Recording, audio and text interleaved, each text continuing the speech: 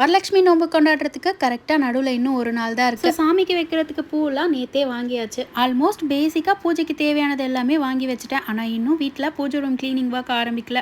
எப்படியோ நாளைக்கு காலையில் தான் ஸ்டார்ட் பண்ணணும். நீங்களாம் முடிச்சிட்டிங்களான்னு சொல்லுங்கள். அப்புறம் இந்த வரலட்சுமி நோன்புக்கு விரதம் ஆரம்பிக்கிறதுக்கு முன்னாடி முக்கியமாக கட்டிக்கிற நோன்பு கயிறு எப்படி செய்யணும்னு கேட்டிருந்தீங்க. நான் எப்போதும் வீட்டில் பூ கட்டுற நூலில் தேவையான அளவு எடுத்துக்கிட்டு மஞ்சள் தூளில் பன்னீர் விட்டு கலந்து நூலில் கம்ப்ளீட்டாக தடவி விட்டு அது கூட சென்டராக விரலி மஞ்சள் கொம்பு மஞ்சள்னு சொல்லுவாங்கல்ல, அதை வச்சு இறுக்கமாக நாட் போட்டு கட்டி அம்மனை வீட்டுக்குள்ள அழைச்சதுக்கு அப்புறம் தாயாரோட காலடியில் வச்சு வேண்டிக்கிட்டு விரதத்தை தொடங்கி. இப்படி சென்டராக மஞ்சள் வச்சு தான் கட்டணும்னு கிடையாது. வெறும் கயிறுல அஷ்டலட்சுமியும் நினைச்சு 9 நாட் போட்டும் கட்டிக்கலாம். இதுல சிலர் நடுவுல பூக்கோட்டும் கட்டிக்குவாங்க. இப்படி நம்மளால என்ன முடியுமோ அப்படி செஞ்சு கட்டிக்கலாம். அப்புறம் கலசத்துக்குள்ள நான் என்னென்னலாம் வைப்பேன்னா, முக்கியமா மஞ்சள், குங்குமம், காதோலை கருகமணி, ஜாதிக்காய், மாசிக்காய், ஏலக்காய், லவங்கம், பச்சை கற்பூரம், ஜவ்வாது, அப்புறம் கோல்ட் சில்வர் காயின்ஸ் இருந்தா சேர்த்துக்கலாம். இதுல எதுவுமே கட்டாயம் கிடையாது. நம்மளால முடியறத செய்யலாம். அவ்வளவுதான். பாய்.